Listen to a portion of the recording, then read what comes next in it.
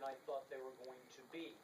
But no, they will not win the division. And yes, I am sticking with my Patriots to win not only the division, but the conference and the Super Bowl. Write that down. Thank you very much. Super Bowl. Before I talk about Miami, Stephen A., what Tom Brady did yesterday to one of the best secondaries in football, Seattle notwithstanding, a secondary that you know features Revis and Golson, and I can go on. With Brady's kid receivers, Aaron Dobson caught 7 passes yesterday, and I'm going to say it again. Ken Brell Tompkins, breakout. 2 touchdowns, 2 big ones, breakaway touchdowns that broke that game open, was extremely impressive. So now you've gotten to 3-0, albeit against questionable competition. You go to Atlanta next Sunday night, and I'm hoping that Gronk will be back on Sunday night in Atlanta. And then I'm hoping the following week in Cincinnati, another tough game, I'm hoping Danny Amendola will be back. And then I will be back on track with the football team that I picked before the year. Back to the Dolphins, 3-0. I'm still not a big fan of Ryan Tannehill. He had his downside yesterday. He had a couple of big turnovers. He got sacked 5 times.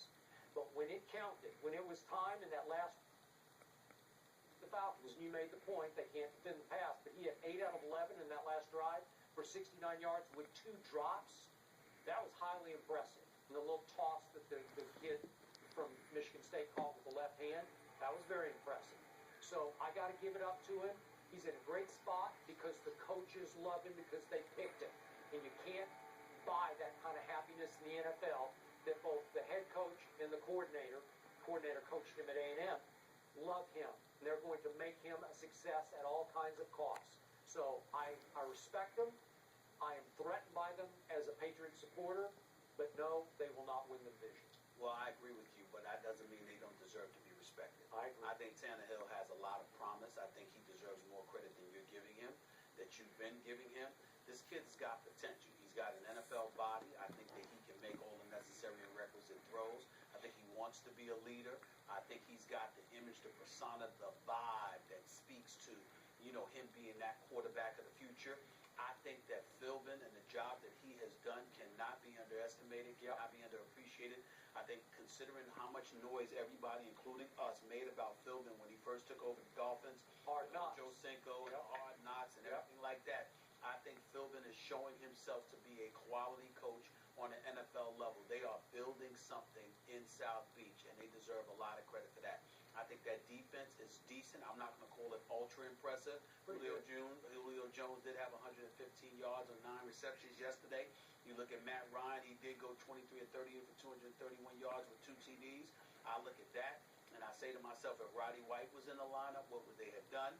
I look at those kind of things, and I say Atlanta should have won this game. They could have won this game, but that's not to take anything away from Miami. I think Miami is knocking on the door. I think Miami legitimately is the second best team in the AFC. Sure. I think they're better than the New York Jets. Yeah.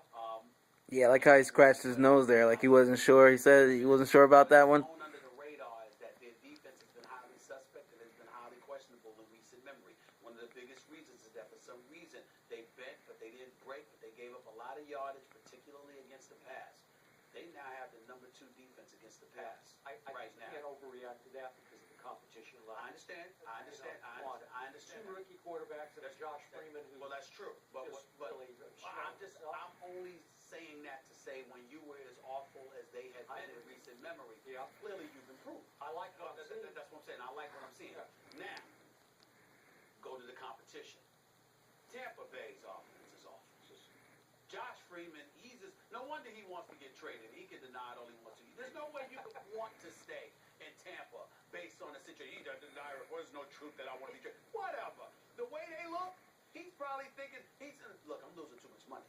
I gotta get the hell out of here. I ain't even complete 50% of my passes yesterday, okay? Doug Martin after He may want yards to carry. He might want out. Vincent Jackson, Williams, and those boys, why wouldn't they want out? Vincent Jackson only had 3 receptions yesterday, okay? I'm looking at it from the standpoint that things are falling apart by the seams. And it's now getting to the point where I'm wondering which coach is going to be fired first and who's going to last the season. Because I suspect that somebody's going to get fired within the next couple of weeks, the way things are going right now. You got a whole bunch of 0-3 teams rolling on in here. The Giants, the Vikings,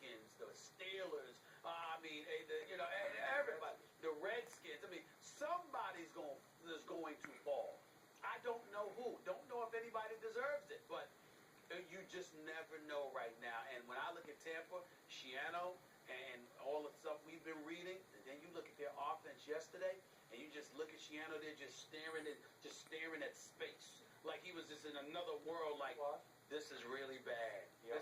That was the look on his face, and I don't blame him. Well, but remember, they should have won their first two games. They very nearly did. They should have won the Jets game, but it took Drew Brees at his most magical to pull out the game at Tampa, New Orleans at Tampa. Yeah. So again, you can't say they've been a disaster. Well, but they have been a disaster offensively, not defensively. Their defense has carried them. I was at the game against the New York Jets. It was like a time warp. They took me back in time. It was horrible, okay? Their offense stinks. They got guys on offense who can play, but systemically, the system, their offense stinks. Okay. They're just not very good, and Josh Freeman is deteriorating before our very eyes. He is not the quarterback he was 2 years ago. Okay, so we start finding out about New England's new defense Sunday night at Atlanta. Sunday night at Yeah. Atlanta. What a tease. Okay, look, Stephen A., after 3 games, the Cowboys don't look like they're an accident.